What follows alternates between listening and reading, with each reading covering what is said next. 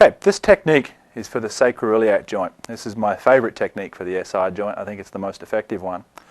And I think it works, personally, I think this works for any lesion of the SI joint. If it's pain or whether you've identified hypomobility, remembering of course that the tests we have for hypomobility are not considered to be extremely reliable. This is a technique that I've learnt and used to develop over a few years, and I found it to be very efficacious for any SI joint disorder, so we'll go through the technique now. It's called the leg pull technique for obvious reasons.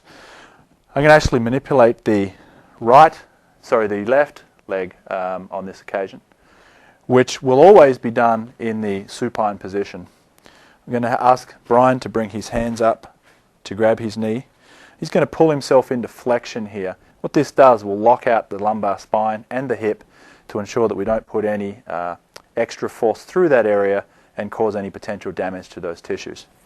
I've checked a straight leg raise to ensure that he doesn't have a positive straight leg raise, which would be another contraindication to the technique. I've also checked to make sure that his ankle and knee range of motion is intact. If there's any hyperextension or lack of flexion, that would obviously cause some potential danger to the knee region. The technique in this case will involve me at the end of the table using one of two grips. I can either cup the hands in this position, or I can put a hand over hand technique in this position. At any rate, what we'll be doing is gripping the malleoli, not the calcaneus, but gripping the malleoli and performing a straight backwards thrust in a longitudinal direction.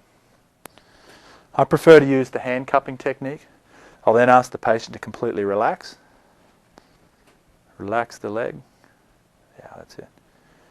And what I'm going to do is just play around with the hip a little bit, into a little bit of adduction and a little bit of internal rotation to get the point where I feel like the force is going through the SI joint rather than the hip. I'll then get a pre-manipulative hold at the initial barrier and gain consent from the patient. Relax, re-engage the barrier, and then the movement is just a straight thrust backwards, like so. So longitudinal thrust straight backwards, the patient can then relax. When this technique is needed and when there's a positive lesion that requires it, what will be felt is a clunk, very similar to the effect of train shunting in a train yard. There'll be that definite sensation of something coming longitudinally and then shunting back into place. It's a deep clunk, and in my experience, if you don't get that deep clunk, you usually don't get a response in the symptoms and usually don't get a change in the objective signs.